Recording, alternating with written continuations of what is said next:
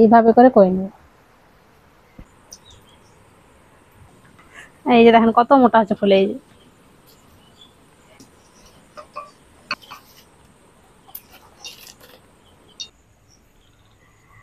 আর সবগুলা দেখেন ফুলে একদম মোটা হয়ে গেছে আর একেবারে নরম তুলতুলে সফট।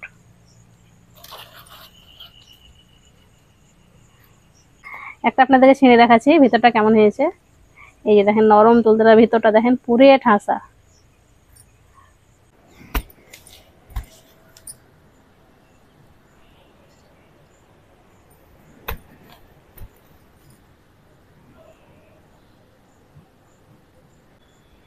আসসালামু আলাইকুম, মেহেক কিচেনে আপনাদের সবাইকে স্বাগত। আর এখন তো তালের সময় চলছে আর বিভিন্ন রকমের তালের জিনিস খাই, আর বর্ষার সময়তে তালের জিনিসটা বেশি ভালো লাগে। তো তাল দিয়ে আজকে আপনাদের আমি খুবই সহজভাবে সিম পিঠা বানিয়ে দেখাবো। আর সিম পিঠাটা হয়তো অনেকেই বানাতে পারেন কম বেশি, কিন্তু আমি আজকে সঠিকভাবে বানিয়ে দেখাবো। আর একেবারে পিঠাটা হবে একেবারে নরম তুলতুলে, এক সপ্তাহ পর্যন্ত নরম থাকবে, সহজে শক্ত হয়ে যাবে না। আর খেতেও কিন্তু খুবই সুস্বাদু হয়। তো রেসিপি বানানোর আগে কিছুটা মাসকলাই লাগিয়ে নিব। দুদিন আগে লাগিয়েছি, সব গাছগুলো বের হয়ে গেছে। এই যে এখানে লাগিয়েছি, এই যে বের হচ্ছে সব, এখানেও বের হচ্ছে, অনেক বের হয়েছে। আর যেগুলো মেহেক লাগিয়েছে ওইদিকে আবার ওগুলো আবার আরো বেশি ভালো হয়েছে। ও আজকে আসেনি, হলে দেখতো ওগুলো বেশি ভালো হয়েছে, ঘন করে লাগিয়েছে ও। রেসিপি করার আগে ভালো করে লাগিয়ে নি কয়টা আগে, গাছ কয়টি এইভাবে ফাঁকে ফাঁকে একটু করে লাগাই আর রেসিপি করি।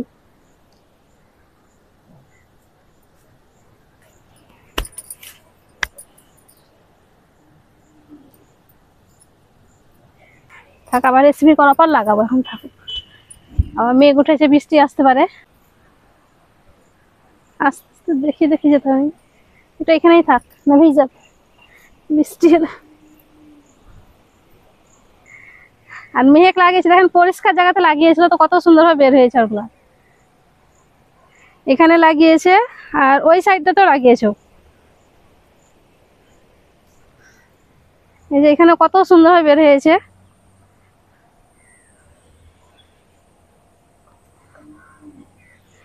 ও লাগাচ্ছিলাম, আমি মানা করছিলাম যে এরকম ভাবে হবে না, তো কত সুন্দর হয়েছে। প্রথমে নারকেলের পুরটা বানিয়ে নেব। তার জন্য দিয়ে দিচ্ছি এখানে 1 বাটি নারকেল কুড়ানো, আর ওই বাটির হাফ বাটি দিয়ে দেবো চিনি। তবে মিষ্টিতে চাইলে কম বেশি করে নিতে পারেন, আমি এখানে চিনি দিচ্ছি, আপনারা চাইলে গুঁড়ো দিতে পারেন। আর তার সাথে অল্প একটু গুঁড়ো দুধ দিয়ে দেবো, তাহলে পুরটা খেতে দারুণ লাগবে। আর এখানে আমি কোনো রকম পানি দেবো না, চিনি আর নারকেল থেকে পানি বের হবে, এটাতে হয়ে যাবে।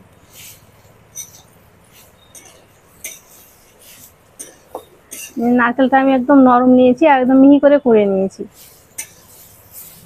যদি নারকেলটা শক্ত হয় মোটা করে নেন, তাহলে পরে একটু পানি দিয়ে দেবেন, দিয়ে পুরটা বানিয়ে নেবেন। আর হালকা আছে করে নিতে হবে,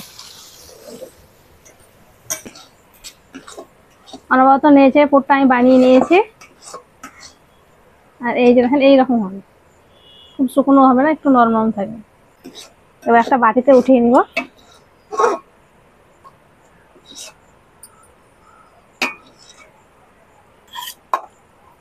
এবার আমি খামিরটা তৈরি করে নেব। তার জন্য এখানে 1 বাটি তালের মাড়ি নিয়েছি বা তালের রস, আমাদের এদিকে তালের মাড়ি বলে। তালের রস দিয়ে দিচ্ছি 1 বাটি। ওই বাটি মেপে এবার 1.5 বাটি পানি দিয়ে দেবো।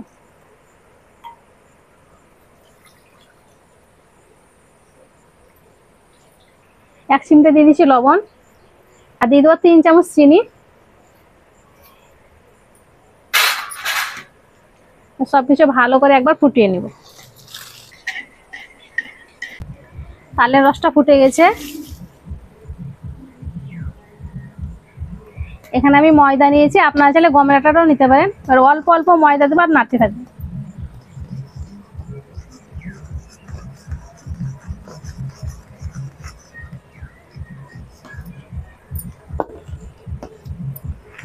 একবারে ময়দাটা দিবেন না, তাহলে বুঝতে পারবেন না, অল্প অল্প দিবেন আর এভাবে নাড়তে থাকবেন।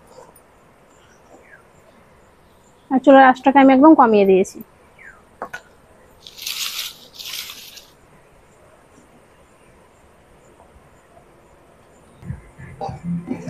খামিরটাকে আমি ভালো করে বানিয়ে নিয়েছি।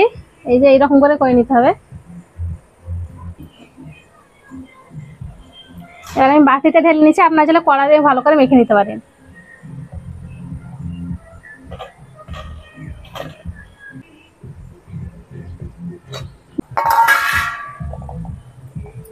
থালাতে অল্প অল্প করে নিয়ে মেখে নিচ্ছি, গরম আছে আর গরম অবস্থায় এটা মাখতে হবে।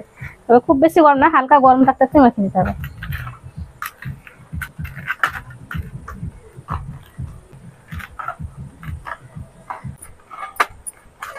ডোটাকে আমি খুব ভালো করে মেখে নিয়েছি। আর এই যে দেখেন একটু সফট করে মেখে নিতে, এরকম এখান থেকে একটু লেচি নিলাম আর বাকিটাকে ঢেকে রাখবো।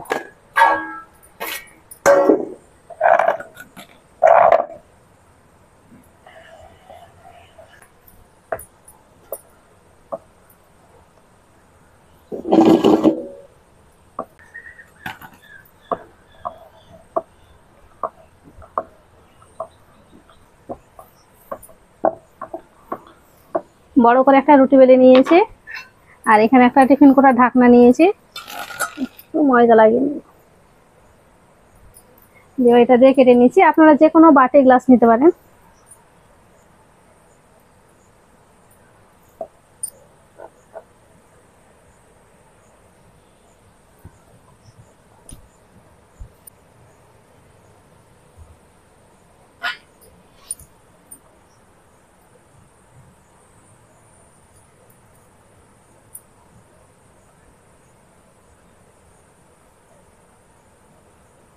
এটা দিয়ে আবারও রুটি বেলে কেটে নিব। আর রুটিটা দেখাচ্ছি, দেখেন এইরকম করে বেলে নিতে হবে, খুব মোটা হবে না পাতলা হবে না, মিডিয়াম করে বেলে নিতে হবে। এই যে সবগুলো আমি বেলে কেটে নিয়েছি। তো দেখি যতটা হয় আপনাদেরকে দেখাবো। তো বৃষ্টি পড়তে শুরু করেছে, বৃষ্টিতে এখন হবে কিনা দেখি, তার জন্য অল্প একটু করে দেখাবো আপনাদের। এবার আমি পুরটা দিয়ে দেবো, নারকেলে যে পুরটা বানিয়েছিলাম এটা ঠান্ডা হয়ে গেছে, এটা দিয়ে দিচ্ছি অল্প অল্প। পুরটা আপনারা চাইলে কম বেশি করে নিতে পারেন, যতটা দিবেন।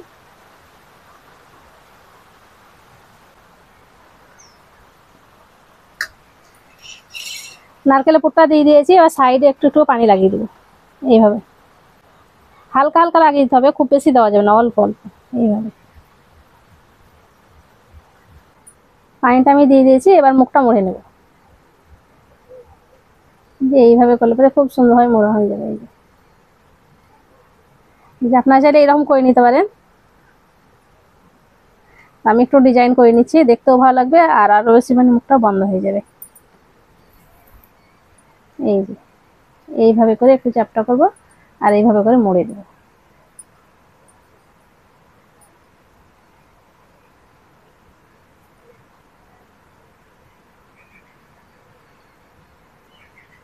এই দেখেন কত সুন্দর ডিজাইনটা হচ্ছে।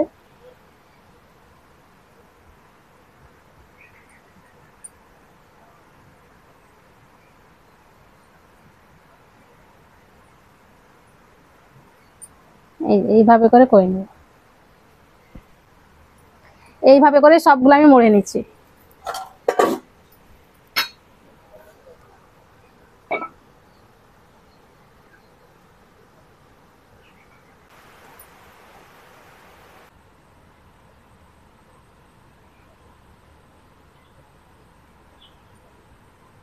কিছুটা আমি পুর ভরে মুড়ে নিয়েছি। এবার সিম পিঠাগুলো ভাজার জন্য কড়াইটা বসিয়ে দিয়েছি, কড়াই দিয়ে দিচ্ছি তেল।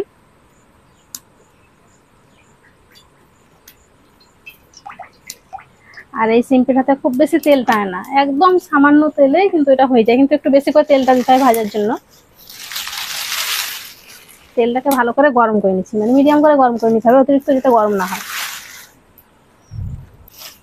তেলটা ভালো মতন গরম হয়ে গেছে, এবার একে একে সিম পিঠাগুলো ছেড়ে দেবো।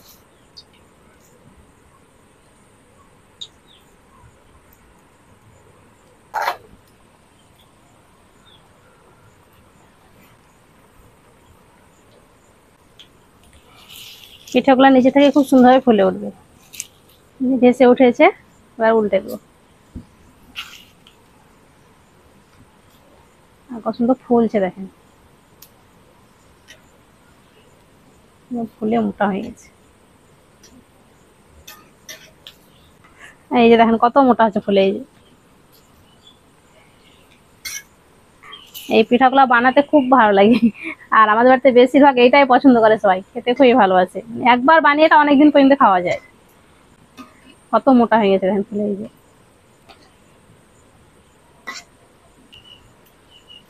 পিঠাগুলোকে উল্টে পাল্টে গোল্ডেন ব্রাউন করে ভেজে নেব। আর পিঠাগুলো দেখেন একটাও মুখ খুলছে না, কত সুন্দর ভাবে আছে। এই যে আর ডিজাইনটা কত সুন্দর ভাবে বুঝতে পারছে। এই যে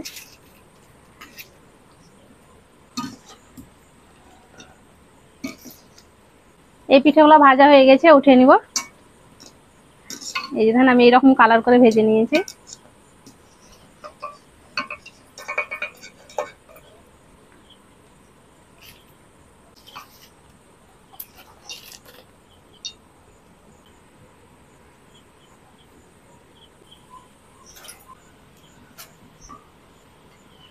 এত ফুলছে কি উল্টানোই যাচ্ছে না।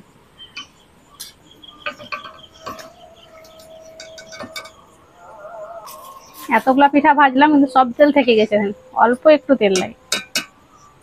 আর তেলটা একদম পরিষ্কার হয়েছে, একটুও পুড়বে হয়। কিছু আমি পিঠা ভেজে নিয়েছি। এবার গরম গরম তালের সিম পিঠা খাবো, তার আগে আপনাদেরকে আবার দেখিয়ে দিচ্ছি। এই যে দেখেন পিঠাগুলো কত সুন্দর হয়েছে, শুধু কালারটা দেখেন কত সুন্দর, একদম পরিষ্কার, একটুও পুর বের হয়নি। আর সবগুলা দেখেন ফুলে একদম মোটা হয়ে গেছে, আর একেবারে নরম তুলতুলে সফট।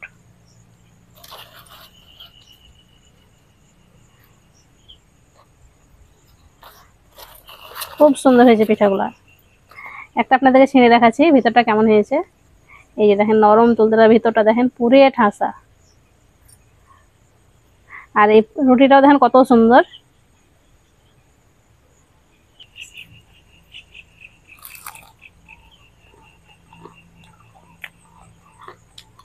উপরটা মুচমুচে আর ভিতরটা সফট, এত সুন্দর লাগছে খেতে।